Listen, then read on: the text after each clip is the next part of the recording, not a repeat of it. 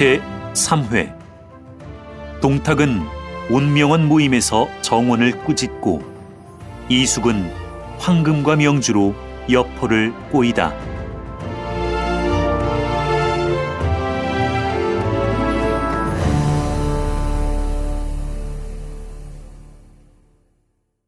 조조는 하진을 보고 말했다.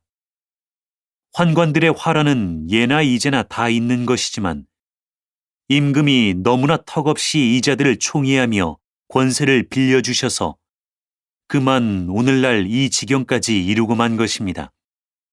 이제 와서 만약 죄를 다스리려고 한다면 응당 그 원흉을 잡아 없애면 되겠고 그만 일이야 옥리 하나를 불러다 내맡기시면 족한 일인데 구태여 제후의 병마를 불러올릴 까닭이 어디 있습니까?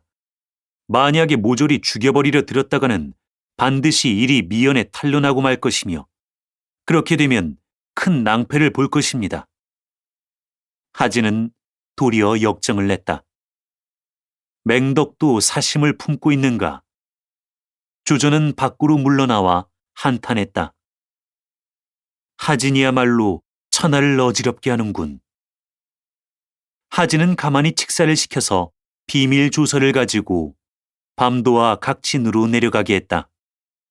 한편 전장군 오향후 서량자사 동탁은 앞서 황건적 난리 때 아무 공도 세운 것이 없어서 조정에서 그의 죄를 다스리려 했던 것인데 십상시에게 뇌물을 올려 요행이 면했고 그 뒤 다시 조정의 군신들과 결탁해서 마침내 높은 벼슬에 오르기까지 한 것이다. 이자는 서주 대군 20만 명을 통솔하고 있으면서 매양 불충한 야심을 품어오더니 이때 조서를 받자 크게 기뻐하여 군마를 점검해서 계속 나아가게 하는 한편 자기 사위 중랑장 우보로 섬서를 지키게 하고 자기는 몸소, 이각, 곽사, 장제, 번조 등을 데리고 대군을 인솔하여 낙양을 바라고 나아갔다. 이때 동탁의 사위로 그의 모사 노릇을 하는 이유가 말했다. 비록 조서를 받았으나 그 속에 모호한 일이 많으니 사람을 보내서 위에 표문을 올리고 보면 명정언순에서 대사를 가히 도모할 수 있을 것입니다. 동탁이 크게 기뻐하여 곧 표문을 써서 위에 올리니 그 내용은 대강 다음과 같다. 가만히 듣자오매 천하의 영모가 끊이지 않음은 모두가 황문 상시 장양의 무리가 천상을 어지럽게 하기 때문이라 하옵니다. 신이 듣자오니 물이 끓는 것을 멈추게 하려면 불을 물리는 것이 능사이고 종기를 터뜨리는 것이 아프기는 하나 독을 기르는 것보다는 낫다고 하옵니다. 이제 신이 감히 북을 올리고 낙양에 들어가 장양의 무리를 없애려 하옵니다. 그러면 사직과 천하가 다행할까 하옵니다. 하진이 표문을 받고 대신들에게 내어 보이니 시어사 정태가 간했다. 동탁은 승냥이나 이리 같은 악인이라 경사로 끌어들였다가는 반드시 사람을 해치고 말 것이외다. 하진이 답했다. 자네가 그렇게 의심이 많으니 어디 대사를 같이 의논하겠나. 노식도 간했다. 식도 동탁의 위인을 잘 알고 있습니다. 겉은 선량해 보여도 속마음은 사납기가 짝이 없는 자입니다. 한번 궁정에 들어오는 날에는 반드시 큰 화가 생길 것이니 부디 오지 못하게 막아 의외의 변이 일어나지 않게 하십시오. 그러나 하진은 끝내 듣지 않는다. 이것을 보고 정태와 노식은 모두 벼슬을 버리고 가버렸다. 조정 대신들 가운데 물러가는 사람이 태반이다. 하진은 사람을 민지로 보내서 동탁을 영접하게 했다. 동탁은 그곳에 군사를 머물러 둔 채 동하지 않았다. 한편 장양의 무리는 외병이 이른 것을 알고 의논했다. 이것은 하진이 꾸민 일이다. 우리가 먼저 손쓰지 않았다가는 모두 멸문지화를 당하고 말 것이다. 이리하여 즉시 도부수 50명을 장락궁 가덕문 안에 매복해 놓은 다음에 들어가서 하태후에게 고했다. 이번에 대장군께서 조서를 꾸며 외병을 경사로 불러올려 신등을 죽이려고 하시니 마마께서는 저희를 불쌍히 여기시어 목숨을 구해 주소서. 그대들이 대장군 부중에 가서 사죄드려 보시오. 만약 상부에 갔다가는 신등의 고륙은 가루가 되고 말 것이옵니다. 엎드려 바라옵건대 마마께서 대장군을 궁중으로 불러들이시어 못하시기에 말씀을 내려주십시오. 마마께서 이것도 들어주지 않으신다면 신등은 마마 어전에서 죽으려 하옵니다. 마침내 태후는 조서를 내려서 하진을 불렀다. 하진이 조서를 받자 즉시 가려하니 주부 진님이 간한다. 태후의 이 조서가 십상시의 농간일 것이니 결단코 가셔서는 안 됩니다. 가셨다가는 반드시 화를 입으십니다. 태후께서 나를 부르시는데 무슨 화될 일이 있겠나. 원소가 나서서 말했다. 이제 우리 계교가 다 세고 일이 이미 드러난 터에 어찌하여 장군은 오히려 궁중으로 들어가려 하십니까?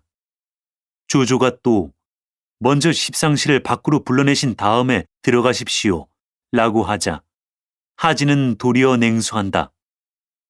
그건 어린애들 소견이야. 내가 천하의 권세를 잡고 있는 터에 십상시가 감히 나를 어쩌겠는가.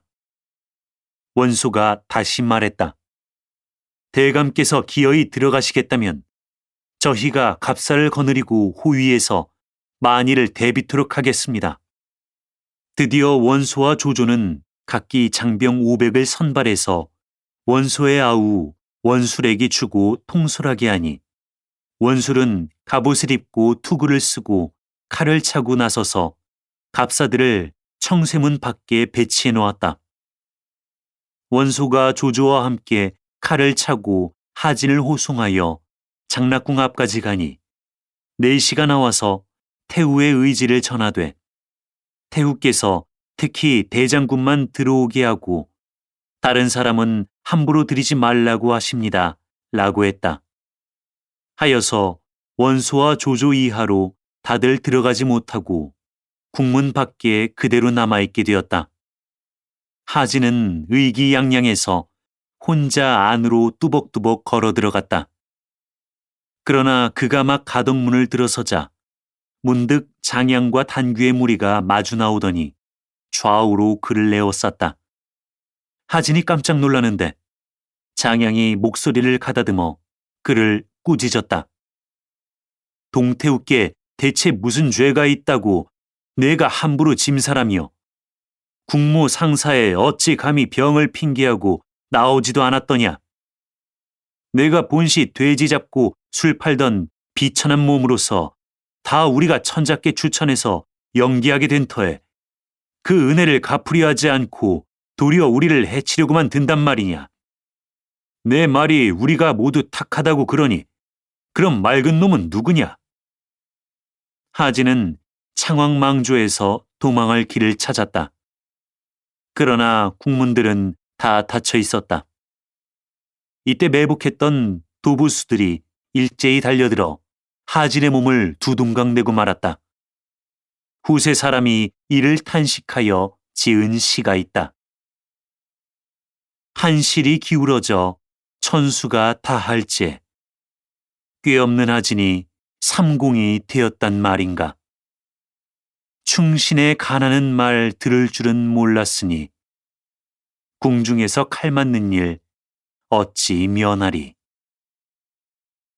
장양의 무리는 이렇게 하진을 죽였는데 원소는 좀채 하진이 나오지 않으니 마침내 궁문 밖에서 큰 소리로 불러보았다. 장군은 나오셔서 술에 오르십시오. 장양의 무리는 하진의 수급을 담 너머로 내던지며 선유를 쳐냈다. 하진은 무반한 죄로 이미 주벌을 받았거니와 그 나머지 협종한 무리는 모조리 그 죄를 용서하는 터이니 그리들 알아라. 이 말을 듣자 원수는 소리를 가다듬어 외쳤다.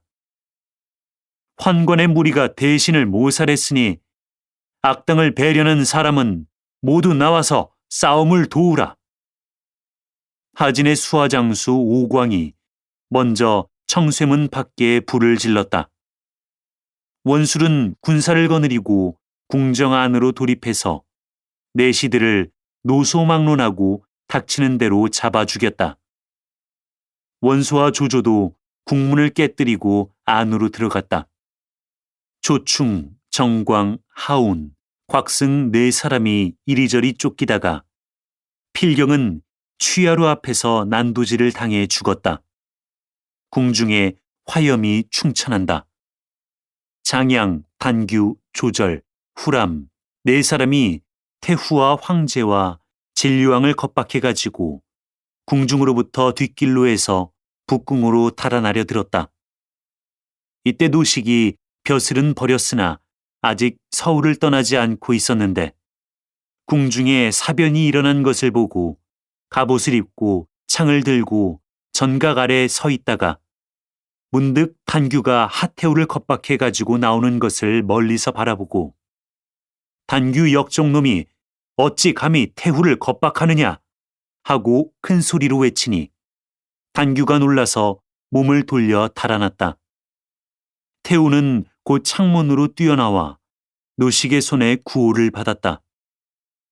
한편 오광이 내정으로 뛰어 들어와 보니 마침 함유가 또한 칼을 손에 들고 나온다. 오광은 큰 소리로 외쳤다. 함유가 공모하고 제 형을 해쳤으니 저놈을 죽이자. 여러 사람이 일시에 응했다.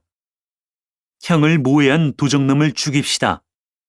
함유는 달아나려 했으나 군사들이 사면으로 그를 내워싸고 어지러이 칼로 쳐서 가루를 만들어버렸다.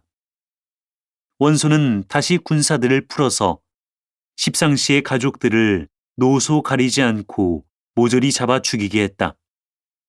이 통에 수염없는 자들이 애매하게 걸려들어 숱하게 죽었다.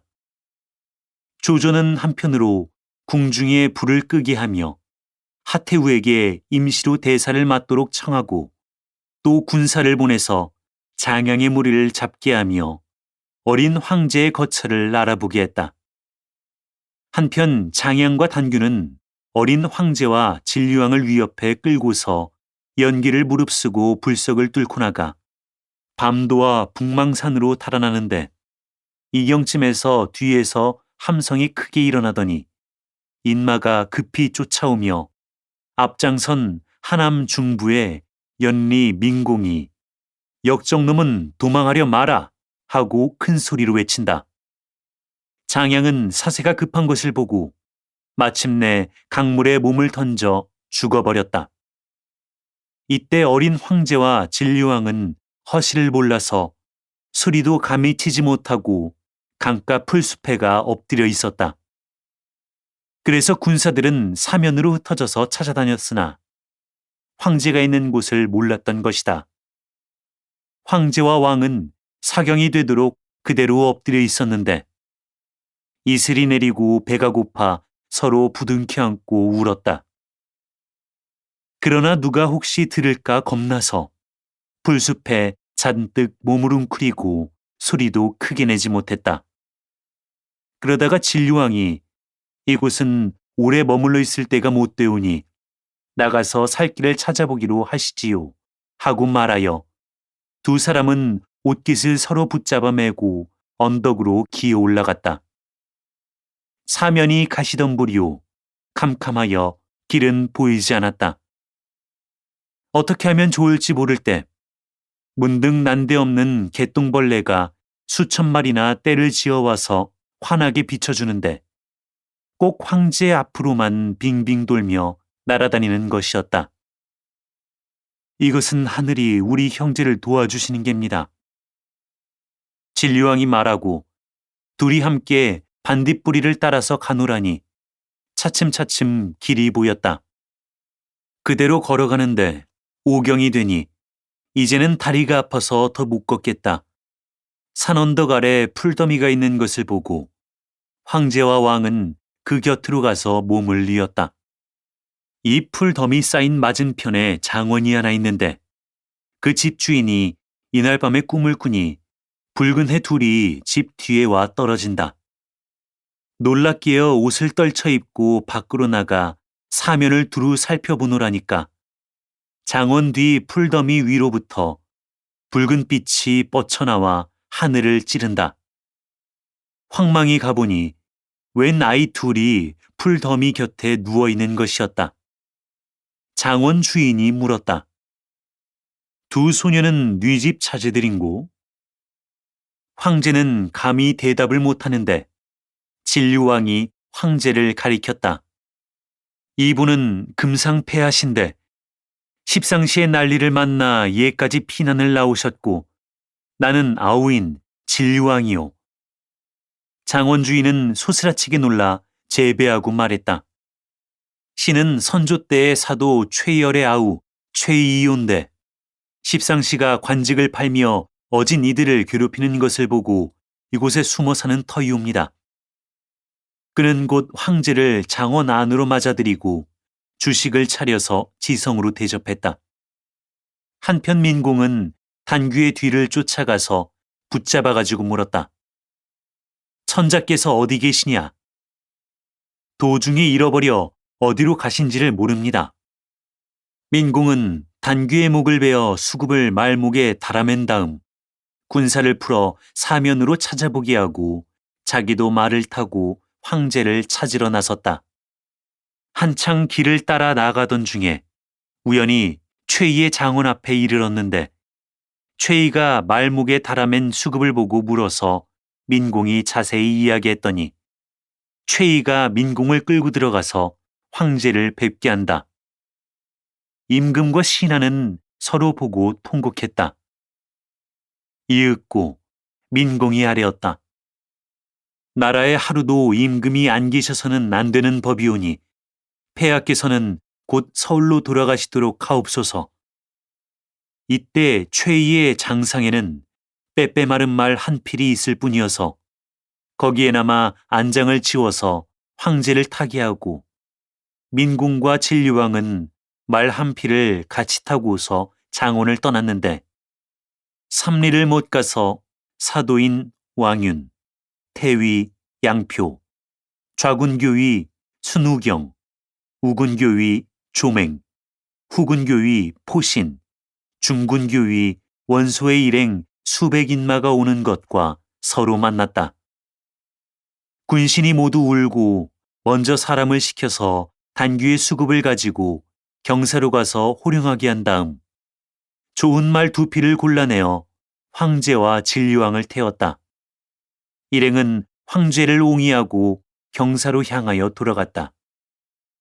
이에 앞서 낙양의 어린이들이 동요를 지어 불렀다. 제도 제가 아니오 왕도 왕이 아니라 천승만기가 북망산으로 달아난다. 이제 와서 노랫말이 그대로 들어맞은 것이다. 그로부터 거가가 몇 리를 채 못 갔을 때다. 문득 정기가 해를 가리고 티끌이 하늘을 덮으며 한때의 인마가 이편을 바라고 지쳐나온다.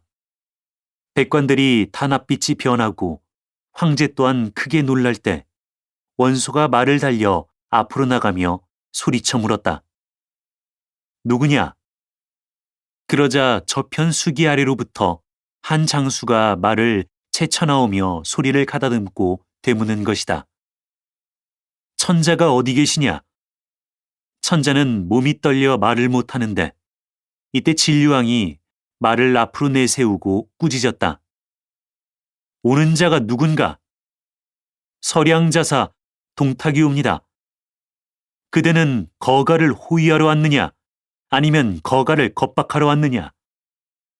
네, 특히 거가를 호위하러 왔사옵니다. 거가를 호위하러 왔으면 천자께서 여기 계신데 어찌하여 말에서 내리지 않는가?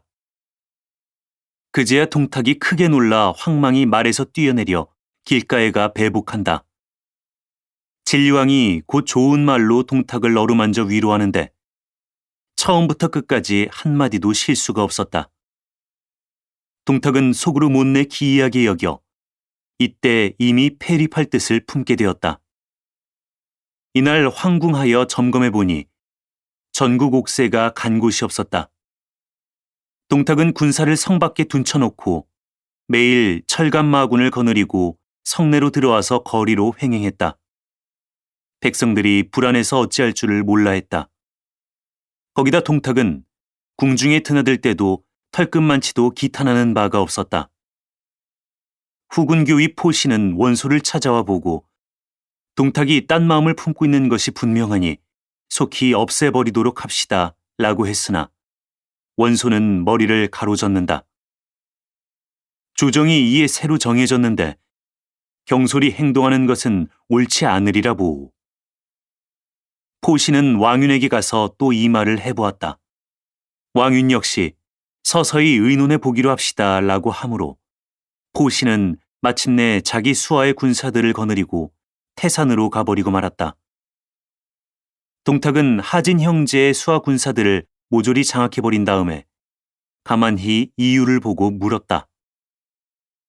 내가 황제를 패하고 진리왕을 세울까 하는데 어떤가?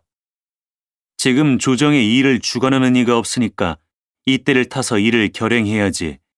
늦었다가는 반드시 변이 있을 것입니다. 내일 운명원 안에 백관을 모아놓고 페리팔리를 반론하시되 만약에 순종하지 않는 자가 있거든 곧 참하십시오. 위권을 행하실 때가 바로 지금이에다. 이유의 말을 듣고 동탁은 기뻐했다. 그 이튿날이다. 동탁은 운명원의 연석을 크게 배설하고 만조백관을 청했다. 모든 사람이 다 동탁을 두려워하니 뉘라서 감이 오지 않으랴. 동탁은 백관이 다 이르기를 기다려 서서히 운명원 문전에서 말을 내려 칼을 차고 자리로 들어갔다. 술이 서너순 돌자 그는 잔을 멈추고 풍악을 그치게 한 다음 소리를 가다듬어 말했다. 내 여러분께 할 말씀이 있으니 조용히 들으시오. 여러 사람이 다 귀를 기울였다. 천자로 말씀하면 만백성의 주인이라. 위의가 없고서야 어찌 종묘사직을 받을 수가 있겠소. 그러한데 금상께서는 나약하시어 진리왕이 총명호악하신 것만 못하니 진리왕이야말로 가히 대위를 이으실 뿐일까 하오. 그래서 내가 황제를 폐하고 진리왕을 세울까 생각하니 제 대신들 의향은 어떠하오? 모든 사람이 감히 입을 열지 못하는데 문득 좌중에 한 사람이 상을 밀치고 앞으로 나와 연전에가 서며 천만 불가하다. 내가 대체 누구기에 감히 그런 소리를 하느냐. 천자로 말씀하면 선제의 적자시오. 아직 아무 과실이 없으신데 어떻게 함부로 폐위를 거론한단 말이냐. 내가 찬역을 하려고 그러느냐 하고 큰 소리로 외친다. 동탁이 보니 형주자사 정원이었다. 동탁은 노에서 내게 순종하는 자는 살고 거역하는 자는 죽는다 하고 뇌까리며 허리에 찬 칼을 빼어 막 정원을 치려 했다. 이때 이유가 문득 보니 정원의 배후에 체구가 당당하고 위풍이 늠름한 사람이 손에 방천 화극을 잡고 서서 성난 눈으로 동탁을 노려보는 것이다. 이유는 급히 앞으로 나와 오늘 이 같은 연석에서 국가 정사를 말씀하시는 것이 불가하니 내일 도당에서 공론하시더라도 늦지 않으오리다 하고 동탁을 말리고 여러 사람이 또한 정원을 권해서 말에 태워보냈다. 동탁이 다시 백관을 향하여 내가 한 말이 그리 공도에 맞지 않소이까 하고 물으니 노식이 말했다. 그것은 명공이 옳지 않소이다. 옛날에 태갑이 불명함에 이윤이 그를 동궁에 내쳤고 창읍왕이 왕위에 오른 지 겨우 20일에 동안에 악한 짓을 한 것이 3천여 가지라 그래서 곽광이 태묘에 고하고 그를 패했던 것이외다. 금상께서는 비록 어리시나 총명인지하시고 또한 털끝만한 과실도 없으시오. 공으로 말씀하면 왜군의 자사로서 일찍이 나라 정사에 참여하지 못하셨고 또한 이윤, 곽광의 큰 재주가 없으신 터에 어떻게 패위를 주장하실 수 있단 말씀이오. 성인도 말씀하시기를 이윤의 뜻이 있으면 가하거니와 이윤의 뜻이 없으면 잔역하는 것이라 하셨소이다. 둥탁은 대로에서 칼을 빼어들고 앞으로 나오며 노식을 죽이려 들었다. 그러나 이때 시중 채웅과 의랑 팽백이 노상선은 해내의 명망이 높은 분이라 그를 먼저 해하고 보면 천하가 다 송구의 하오리다 하고 간하여 동탁은 칼을 도로 칼집에 꽂았다. 사도 왕윤도 한마디 했다. 패위와 같은 대사를 술자리에서 의논할 것이 아니라 다른 날 다시 말씀하기로 하시지요. 이리하여 백관들은 돌아가 버렸다. 동탁이 칼을 어루만지며 운명원 문에 가서 서 있으려니까 한 장수가 쌍지창을 들고 말을 달려 원문 밖에서 오가고 있어서 저게 누구냐 하고 이유에게 물었다. 저 사람이 곧 정원의 의자로 성은 여유, 이름은 포유, 자는 봉선이라고 하는 자입니다. 주공께서는 잠시 피하도록 하십시오. 그 말을 듣고 동탁은 곧 운명원 안으로 들어가 몸을 피했다. 그 이튿날이다. 사람이 고하는데 정원이 군사를 거느리고 성 밖에 와서 싸움을 청한다고 한다. 동탁은 노에서 군사를 이끌고 이유와 함께 나갔다. 양군이 대진하자 여포가 머리에 속발 금관을 쓰고 몸에 백화전포를 걸치고 당의의 계갑을 입고 허리에 사만보대를 띠고 손에 쌍지창을 들고서 말을 놓아 정건영을 따라 진전으로 나온다. 정건영은 손을 들어 동탁을 가리키며 꾸짖었다. 나라가 불행하려니까 내시들이 권세를 희롱해서 백성들을 도탄에 빠뜨리더니 이제 또 내가 털끝만한 공도 없이 어찌 감히 패위를 말해서 조정을 어지럽히려 드는 게냐. 동탁이 미처 대꾸할 새도 없이 여포가 말을 달려 지쳐 들어왔다. 동탁이 황겁해 달아나자 정건영은 군사를 몰아 뒤를 들이쳤다. 동탁은 크게 패해서 30여리를 물러가 영체를 세우고 곧 무리를 모아놓고 의논했다. 아무래도 여포는 비상한 사람이야. 내가 만약 이 사람만 얻는다면 천하에 두려울 것이 없겠다. 동탁의 말이 떨어지자 장전에 한 사람이 나섰다. 주공은 아무 염려 마십시오. 제가 여포와 동양이라 잘 압니다마는 그는 용맹은 하나 꾀가 없고 이로운 것을 보면 곧 의리를 저버리는 사람입니다. 제가 삼촌 불란지설로 여포를 달래서 항복하게 하면 어떻습니까? 동탁이 크게 기뻐하며 그 사람을 보니 바로 호분 중랑장 이숙이다. 자네가 그래 여포를 어떻게 달래보겠단 말인가? 제가 들으니 주공께 명마 한 필이 있는데 이름은 적토라고 하며 하루에 능히 천리를 간다고 합디다. 이 말과 황금과 명주를 가지고서 우선 그 마음을 산 다음에 제가 다시 말로 달래면 여포가 반드시 정원을 배반하고 주공께 올 것입니다. 어찌했으면 좋겠는가? 주공께서 천하를 취하려 하신다면 말 한 필 아껴서 어쩌시렵니까? 동탁은 흔연히 적토말을 내어주고 또 황금 1000냥과 주옥 수십 개와 옥대 1개를 주었다. 이숙이 예물을 가지고 여포의 영체를 바라고 오노라니까 문득 길에 매복하고 있던 군사들이 나와서 그를 둘러싼다. 이숙은 군사들을 보고 말했다.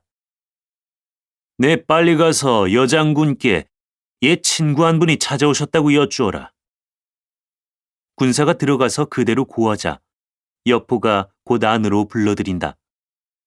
이숙이 여포를 보고 아우는 그간 별거 없으셨소 하고 묻자 여포가 읍하고 뵌 지가 참 오래입니다. 그래, 지금 어디 계십니까? 라고 한다.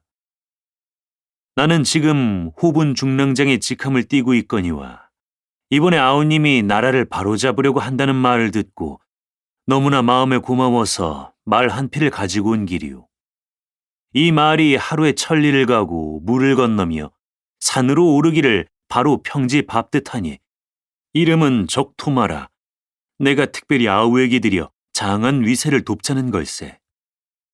여포가 끌어오라고 하여 보니 그 말이 과연 온몸이 이글이글 타오르는 숯불처럼 벌건데 잡털은 반노라기도 섞이지 않았고 머리에서 꼬리까지 길이가 한 장이요. 굽에서 목까지 높이가 8척이며 한 번 머리를 축혀들고 큰 소리로 우니 하늘로 올라가고 바다로 뛰어들 듯 기세가 장하다. 후세 사람이 적토마를 읊은 시가 있다. 천리 치다를 째 자옥이 이는 티끌 물 건너고 산을 탈 째 안개가 열리더라. 고삐를 끊어놓고 자갈을 흔드는 양 화룡이 구천에서 내려온 듯하구나. 여포가 입이 한방만해져서 이숙에게 살해했다. 형님이 이런 명말을 내게 주시니 대체 이 은혜를 어떻게 갚아야 좋을지 모르겠구려. 내가 오직 의기 하나를 위해서 온 것인데 어찌 갚아주기를 바라겠소. 여포는 술을 내어 대접했다. 술이 거나하게 취하자 이숙은 불쑥 한마디 했다.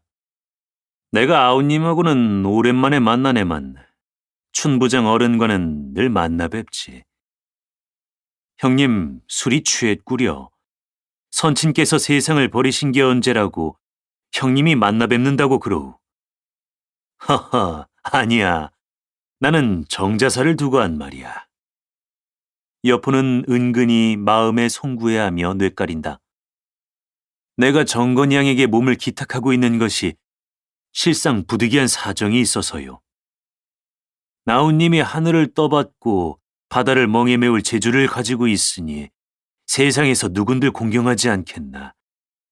부귀 공명을 탐낭 취임을 하듯 할 터에 부득이해서 남의 밑에 있단 것이 웬 말이오.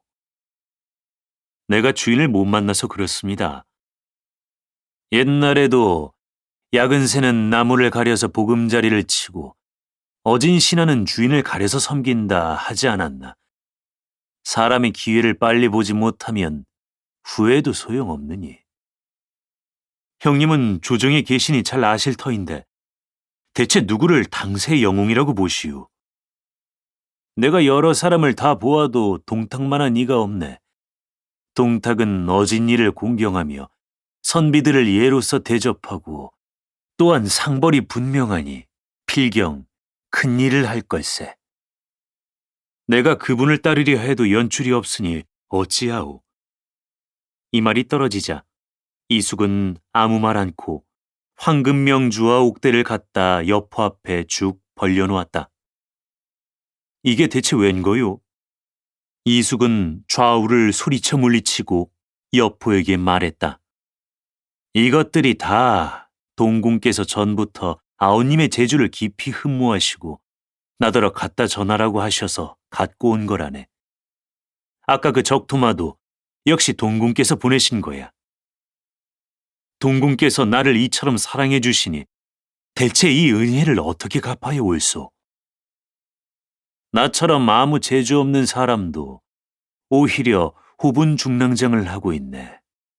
아우님이 만약 동궁께로 오기만 한다면 그 영화야 이루 말할 수 있겠나.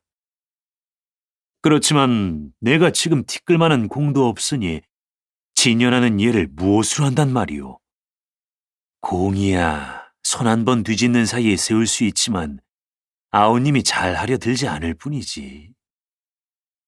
여포는 한동안 생각에 잠겼다가 이윽고 다시 입을 열었다. 내가 정원을 죽인 다음에 군사를 데리고 동궁께로 갈까 하는데 어떻소? 아우님이 만약 그렇게만 한다면야 그보다 더 큰 공이 어디 있겠나. 그러나 이 일을 지체해서는 안 될 것이니 속히 결단해서 하도록 하게. 여포는 이숙에게 내일 항복하러 가겠다고 언약했다. 이숙은 그와 작별하고 돌아갔다.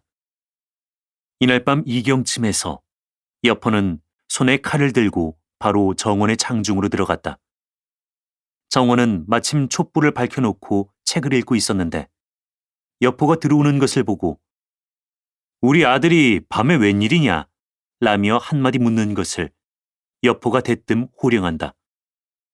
내 당당한 장부로서 내 아들 노릇이 가당하기나 하더냐? 봉선이가 어찌해서 마음이 변했느냐? 여포는 앞으로 선뜻 들어서며 한 칼에 정원의 머리를 베어들고 즉시 소리를 높여 외쳤다. 정원이 어질지 못하기로 내가 죽여버렸으니 나를 따르려는 자는 여기 남고 따르지 않으려는 자는 갈대로 가거라. 군사들은 흩어져 가는 자가 태반이나 되었다. 이튿날 여포가 정원의 수급을 가지고 이숙에게 가보니 이숙이 곧 그를 데리고 들어가 동탁에게 보인다. 동탁이 심히 기뻐하여 술자리를 베풀어 그를 대접하는데 먼저 자리에서 내려 절을 한다. 동탁이 이제 장군을 얻었으니 마치 가물에 단비를 만나듯 하외다. 여포는 곧 동탁을 붙들어 일으켜 자리에 앉히고 제가 그 앞에 절을 한다. 주공께서 버리시지 않는다면 포는 삼가 주공을 의부로 매실까 하나이다. 동탁은 여포에게 황금 갑옷과 비단 전포를 내리고 이날 매우 즐겁게 술을 마셨다. 이로부터 동탁의 위세는 더욱 커졌다. 그는 스스로 전장군을 맡고 아우 동민은 좌장군 호후를 봉하고 여포는 기도의 중랑장 도정우를 봉했다. 이유는 동탁을 보고 빨리 폐위할 계책을 세우라고 권했다. 동탁은 마침내 성중의 연회를 베풀고 백관을 한자리에 모으는데 여포를 시켜 갑사 1000여 명을 거느리고 좌우로 시위하게 했다. 태부 원외 이하로 백관이 다 모였다. 술이 두어순 돌자 동탁이 칼을 어루만지며 금상께서 암약하시어 종묘를 받드실 수 없으니 내 이제 이윤 곽광의 고사를 본받아 황제를 폐해서 홍농왕으로 삼고 진류왕을 세워 황제를 삼으려 하는 터요. 이에 순종하지 않는 자는 참하겠소. 라고 해서 모든 신하가 두려워 감히 말을 내는 사람이 없었는데 이때 중군 교위 원소가 앞으로 썩 나서며 언성을 높여 말했다. 금상께서 즉위하신 지 며칠이 안 되고 또 아무 실덕하신 일이 없는 터에 내 이제 적자를 패하고 서자를 세우려고 하니 이게 영모가 아니고 무엇이냐? 천하 일이 다 나기에 달렸는데 누가 감히 불복하느냐? 내가 내 칼이 잘 들지 않는 줄 아나 보구나. 원소 역시 칼을 쑥 빼서 손에 들었다. 내 칼이 잘 든다지만 내 칼도 잘 드느니라. 두 사람은 마침내 연석에서 마주 섰다. 정원이 의를 위해 목숨을 잃었는데 원소도 칼날을 다투니 그 형세가 위태롭다. 필경, 원소의 목숨이 어찌 될 것인고 다음 회를 보라. 사단법인 올제 제작, 낭독 공준호, 번역 연변인민출판 삼국지 번역팀.